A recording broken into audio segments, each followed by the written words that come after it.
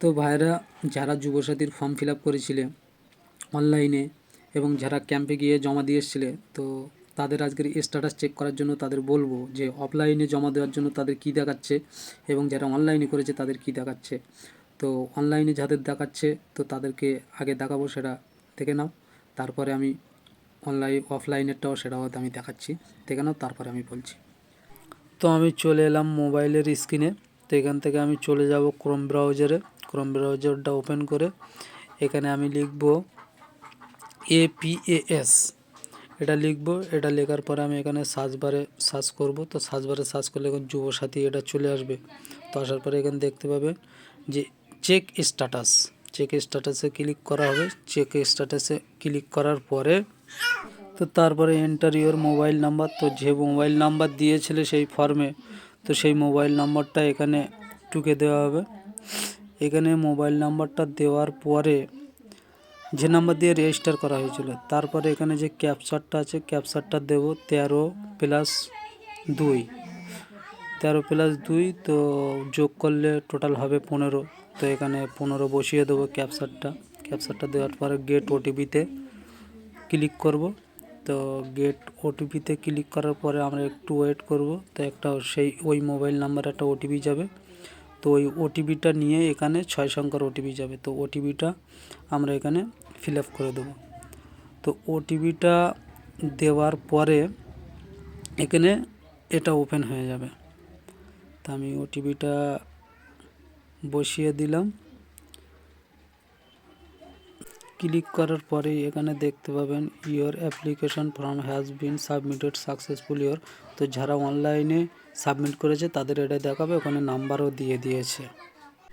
এইবার যারা অফলাইনে জমা দিয়েছিল ভিডিও থেকে, তো তাদের তো ফের আমি যুবসাথীতে করার পরে চেক স্ট্যাটাসে যাব। তো এখানে মোবাইল নাম্বারটা বসাবো, যে রেজিস্ট্রেশন মোবাইল নাম্বার আছে রেজিস্টার মোবাইল, সেটা বসিয়ে দেবো। ক্যাপচারটা বসাবো 12 আর 3 15। তারপরে গেট ওটিপিতে ক্লিক করব। তো ওটিপি যাবে। তো এখানে সেই ওটিপিটা 6 সংখ্যার ওটিপি যেটা, ওটা এখানে বসিয়ে দেবো। তো বসিয়ে দিলেই আমরা দেখতে পাবো এখানে ওটিপিটা বসানোর পরেই তো ভেরিফাই পিনে ক্লিক করব। ক্লিক করার পরে এই যে আমরা দেখতে পাচ্ছি যে অ্যাপ্লিকেশানটা, এই যে অ্যাপ্লিকেশান ফর্ম, তো এটাই আমরা দেখতে পাচ্ছি যারা অফলাইনে করেছি। তো কারণটা কি এবারে আমি বলছি ডিটেলসে। তো এই যে দুটো জিনিস দেখালো, অনলাইনে যেটা দেখালো যে your application submitted this ID, তো এই যে এটা দেখালো, কারণ এদের সাকসেসফুল হয়ে গেছে তা নয়, এটা দেখানোর কারণ হচ্ছে এটাই যে ওরা অনলাইনে আপিল করেছে যেহেতু, সেই জন্য অনলাইনেই ওটা আছে সেই মোবাইল নাম্বার, যার জন্য যে ডকুমেন্টসগুলো যে ফর্মটা অ্যাপ্লাই করেছে তার জন্য যে সাবমিট হয়েছে এটাই দেখাচ্ছে।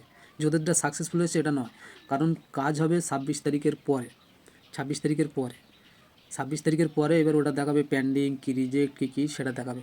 এবার যারা অফলাইনে করেছে তাদের ডাইরেক্ট ফর্ম ফিল আপের জন্য আসছে, তাদেরকে এটা দেখাচ্ছে না। তাদেরকে এটা দেখাবে কীভাবে? তাদের তো দেখাবেই না, কারণ এখন শুধু ফর্ম জমা নিচ্ছে 26 তারিখ পর্যন্ত। আর 26 তারিখের পরে ফর্মগুলো সাবমিট করবে, তো তখনই দেখাবে যে ফর্ম রিজেক্ট কি সাবমিট কি মানে বাতিল হয়ে গেছে, সেটাই দেখাবে।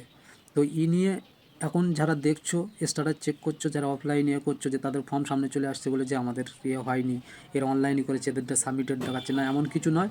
তো এ নিয়ে কোনো ব্যাপার না, 26 তারিখের পরে সেটাই দেখাবে। তো তোমরা এই ভিডিওটা বেশি বেশি সবার কাছে শেয়ার করে দাও, যেন সবাই দেখে জিনিসটা বুঝতে পারে। হয়তো চিন্তা করছে যে আমারটা এমন দেখাচ্ছে কেন, ওরটা এমন দেখাচ্ছে কেন। তো যদি পেজটা না ফলো করে থাকো তো অবশ্যই ফলো করে নিও।